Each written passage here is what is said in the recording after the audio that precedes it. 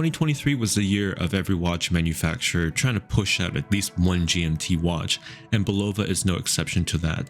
The Bulova Oceanographer GMT that I have here measures in at 14.6mm thick, 41mm wide, and a lug-to-lug length of 45.2mm. This happens to be my own personal watch that I've brought in for review. Let's check it out. Right from the get-go, you are smacked in the face with the IP rose gold-plated case. This happens to be my favorite combination of the Oceanographer GMT releases.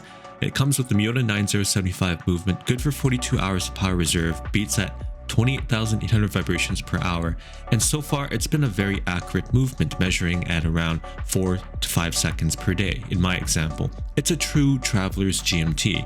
You're able to adjust the time zone by pulling up the crown to the first setting, and that could be your home setting, and you're also able to rotate through the time adjustment and change the date through the first setting of the crown by rotating the crown forwards. The thickness of the case at 14.1mm was definitely something that put me off the watch in the beginning, but most of the depth of the watch has to do with its boxed sapphire crystal, which is a very nice crystal. There is some anti-reflective coating applied to it to keep the glare down. I do like the profile of the case. If you notice that the coin edge bezel sits at least 0.2-0.3mm higher than the case, that is to accommodate both the boxed sapphire crystal, but to give it that vintage aesthetic that the Bulova Oceanographer dive watches have been conveying so well. It is a very high polished, shiny watch. If you're not a fan of that, well, you may want to steer away from this timepiece. There are hardly any brushed surfaces outside of the center links of the bracelet. It took me a moment to get used to how highly polished and shiny this watch is, but it's a look that works for what the intended message is, and that is bringing an accessible, all gold-like watch that is a GMT to the masses, and we don't have very many of those at that $1,000 to $2,000 price point, so I appreciate what Bulova is doing. The watch comes with a wonderful boxed sapphire crystal, as I've mentioned, but the Cyclops, for the date magnifier that is actually underneath the crystal, which makes it quite nice in terms of not adding any depth to the crystal, being that this is already a fairly thick watch as it is. I will have to say that Bulova has done a great job of polishing the case. It's a high quality polish that catches the light beautifully. I will say that the watch also has gotten me a fair number of compliments with its overall all gold aesthetic and high polished nature. The multi-link bracelet is fascinating because it reminds me of the Omega Speedmaster, although not of the same quality.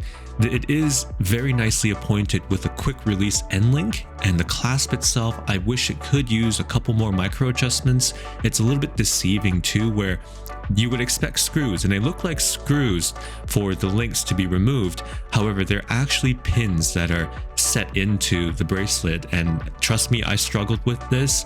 They are actually push-pull pins that you'll have to remove to size the bracelet.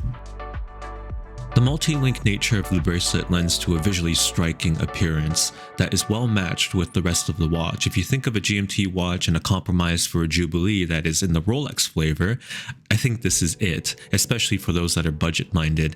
It is comfortable, fluid to wear on the wrist. I've had no complaints whatsoever. The clasp is rightly sized, and it does have a lug width of 20mm coming down to 19mm taper at the clasp, so that is quite a nice size. There is also a diver's extension that was carried over from the Oceanographer dive watch, which might actually become useful during the summertime. Mind you, the watch is also rated at 200 meters of water resistance with the screw down crown.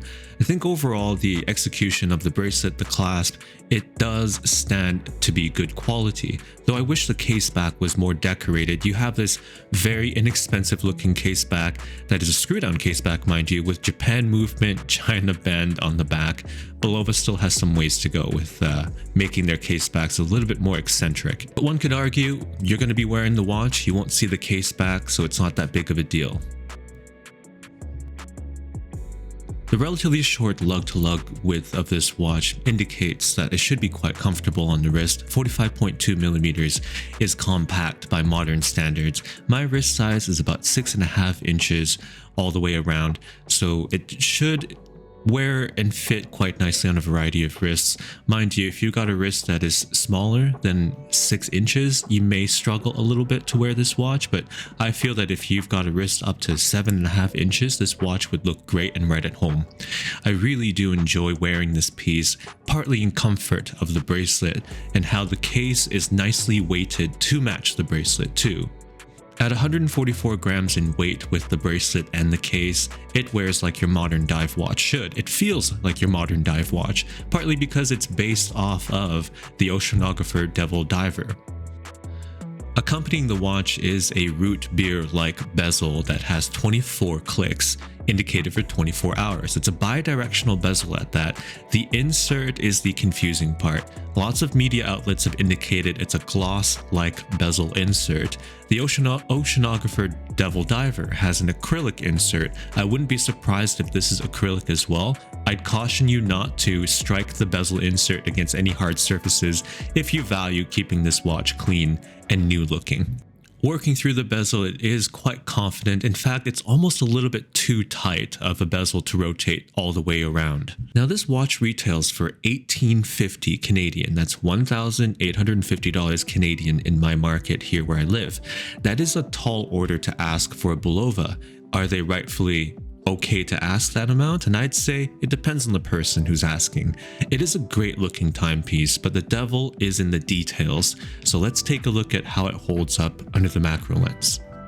The dial certainly has personality, and under 1.5 times magnification it holds up in the quality side. The outer extremities of the dial are greeted by these acrylic hour indices that are held together by rose gold feet. Think of how gems are set in jewelry. It's the same kind of treatment. The luminous material underneath could be a little bit brighter, but more on that later. The perimeter of the dial is also accompanied by this minute track, which is nice to have as this watch does not have a conventional chapter ring for you to have that precise, accurate timekeeping. The printing is sharp. The hour window is surprisingly beautiful with its applied frame, and it is quite special to see that white seconds hand, lollipop seconds hand, set off in contrast with these broadsword hands that are also painted in the center, which make them appear like they're floating.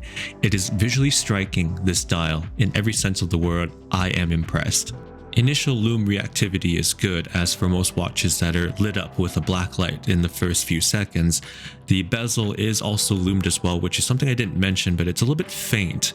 I would say that the longevity of the lume could be improved upon. Bulova does not specify if this is BGW9. It takes on the color of Superluminova BGW9 lume. I'd like some clarity around that. It does look good, however. What are my final thoughts on the Oceanographer GMT? Well, I do appreciate that Bulova is using Miyota movements now in their watches, especially the 9075 GMT movement that's been used in the Wilton and this watch. It's accurate, and it does feel very assured in its hand winding as well.